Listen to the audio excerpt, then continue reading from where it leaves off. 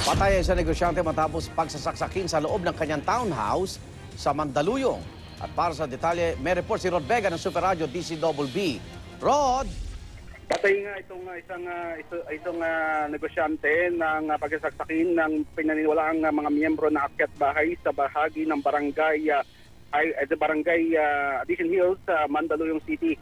Kinilala ang biktima na si Maria Luisa Ramirez. Ayon sa kanyang asawang si Rodel Ramirez, ilalabas sana niya ang kanyang sasakyan at ito'y dahil na rin sa pupunta sa palengke para magbukas ng kanilang pwesto nang makarinig siya ng pagsisigaw o pagsisigaw ng kanyang asawa.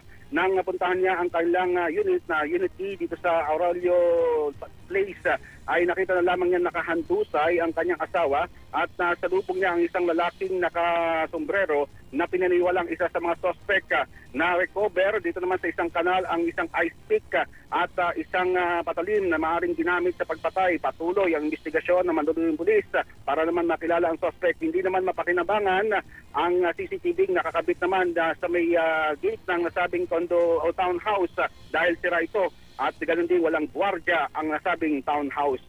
Ang inyong kapuso, Rod Vega ng DCWB, walang iwanan. Maraming salamat, Rod Vega ng Super Radio DCWB.